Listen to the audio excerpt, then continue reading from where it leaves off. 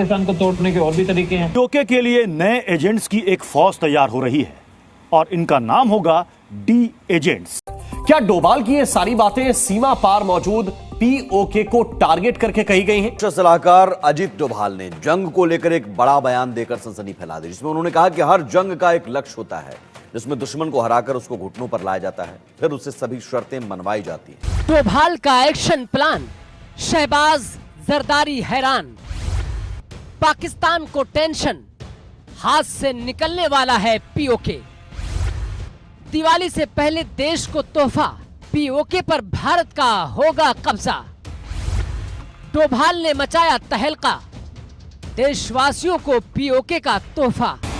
NSA Doval ने जो बातें कही उसमें नाम भले ही रूस यूक्रेन युद्ध का लिया गया हो, पर इशारा शायद पीओके की तरफ हो रहा है। डोभाल ने अपने बयान में 4 बड़ी बातें कही हैं। सबसे पहले उन्होंने कहा कि कोई भी युद्ध यूं ही नहीं लड़ा जाता, उसका एक लक्ष्य होता है जिसे हासिल करने के लिए जंग की शुरुआत होती है। वो टारगेट तब हासिल होता है जब आप अपने दुश्मन की सेना को युद्ध में पराजित कर देते हैं। जंग के मैदान में हारने के बाद दुश्मन देश आपकी शर्तों पर शांति स्थापित करने के लिए तैयार हो जाता है। और आखिर में डोभाल ने कहा, ये फॉर्मूला दुनिया में हुए हर युद्ध पर फिट है, चाहे वो अभी चल रहा रूस यूक्रेन युद्ध हो या फिर दशकों पहले हुआ सेकेंड वर्ल्ड वॉर या कोई भी दूसरा युद्ध। क्या राष्ट्रीय सुरक्षा सलाहकार ने रूस यूक्रेन और दूसरी जंगों का उदाहरण देकर पीओके की तरफ ध्यान खींचा है? भारत पाकिस्तान के बीच पिछले 7 दशकों से पीओके एक अनसुलझा मुद्दा है, तो क्या इसका फैसला युद्ध से होगा? के लिए इस्लामाबाद का बीपी हाई होने की वजह का नाम है अजीत डोभाल।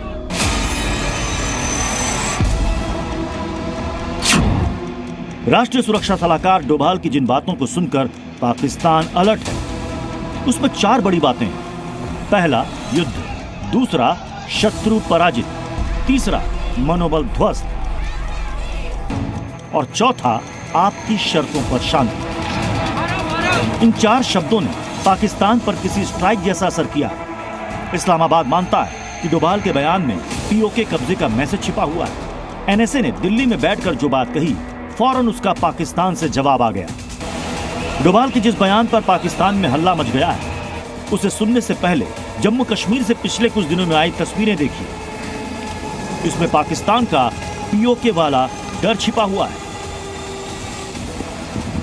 सीमा पार से सपोर्ट लेकर आतंकियों ने पहले जम्मू और फिर कश्मीर में टेरर को जिंदा करने की कोशिश की। 2016 के बाद से पाकिस्तान ने जब भी ऐसा किया तो उसे भारतीय सेना ने करारा थप्पड़ लगाया। पर इस बार डोभाल की बातों से पाकिस्तान को सर्जिकल नहीं बल्कि सर्जरी का डर सता रहा है। यहाँ सर्जरी का मतलब है पाकिस्तान से पीओके अलग हो सकता है और इसका प्लान डोभाल खुद बता रहे हैं। चीते की चाल, बाज सी नजर, जासूसी दुनिया के एक ऐसा रहस्य जिससे पाकिस्तान और चीन भी कांपता है।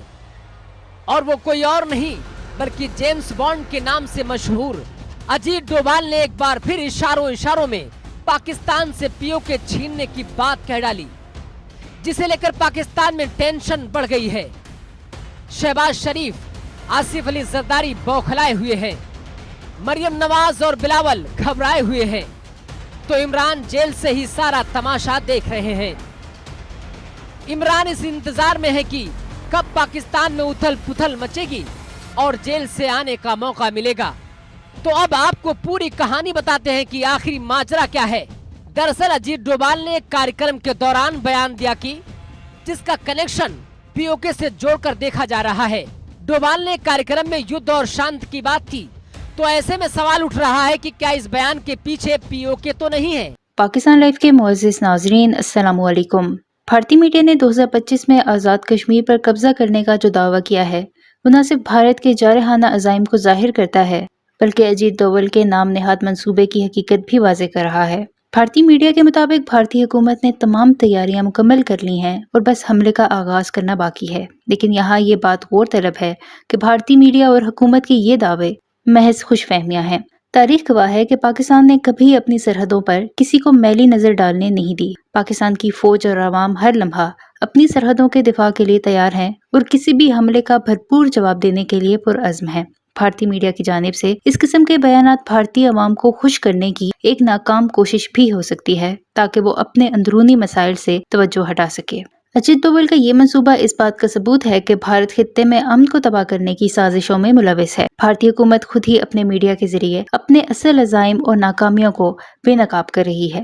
भारतीय मीडिया को ये भी समझना चाहिए कि आज़ाद कश्मीर के अवाम न सिर्फ अपनी आज़ादी पर फख्र करते हैं, बल्कि वो पाकिस्तान से मोहब्बत करते हैं और कभी भी भारत के किसी नापाक कदम को कबूल नहीं करेंगे। इस किस्म के दावे भारत के लिए न सिर्फ बैनुल-अक़वामी सतह पर मुश्किलात खड़ी कर सकते हैं, बल्कि ये खुद भारत के अंदर इंतशार और नाउमीदी का सबब भी बन सकते हैं। भारतीय मीडिया की ये भड़कें और अजीत डोभाल के दावे न सिर्फ खित्ते में कशीदगी बढ़ाने की कोशिश हैं, बल्कि इस बात की भी अक्कासी करते हैं कि भारत अपनी नाकामियों और दाखिली मसाइल से निमटने में मुकम्मल तौर पर नाकाम हो चुका है।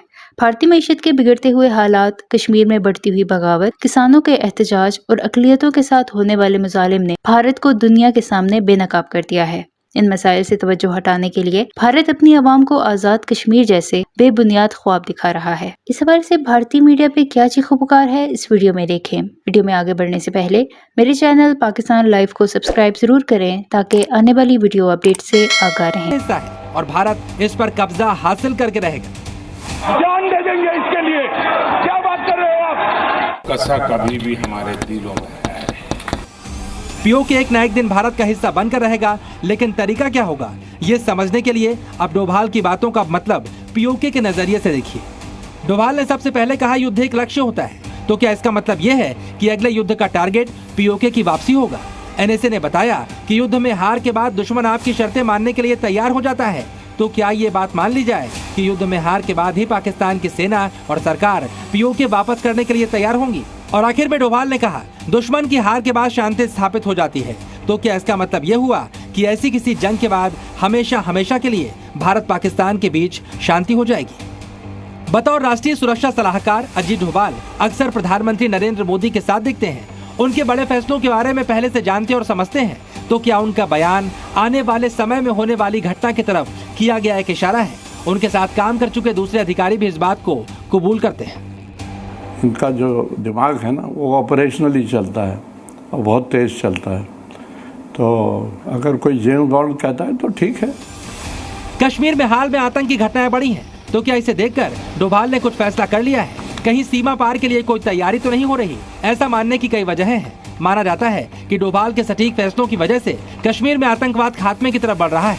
कहते हैं कश्मीर को जितनी अच्छी तरह से अजीत डोभाल जानते हैं, कोई और नहीं समझता। युद्ध की बात करने के बाद डोभाल ने सोशल मीडिया पर भी कश्मीर के बारे में निगेटिव नैरेटिव को काउंटर करने का प्लान शेयर किया। कश्मीर के अंदर में किसी गांव के अंदर में कोई ऐसी घटना घटी जिसमें सोल्जर्स ने कोई ऐसा काम किया जो कि लोगों ने वो मतलब एक चीज अखबार में है, तो फिर आप अपना सही पर्सपेक्टिव अपना थोड़ा पूछ के अपना थोड़ा सही करके, अगर पहले 500-700 आइटम्स जो है उसके अंदर में एक सही पर्सपेक्टिव में एक सही चीजों को अच्छी रूप में बताया जा सके, उसके बाद में जब 3 घंटे के बाद 4 घंटे के बाद में जब बाकी नैरेटिव शुरू होता है तब तक स्टेबल हो जाता है। युद्ध में पराजित होने के बाद ही पीओके पर पाकिस्तान का कब्जा और आतंक का 100% सफाया मुमकिन होगा।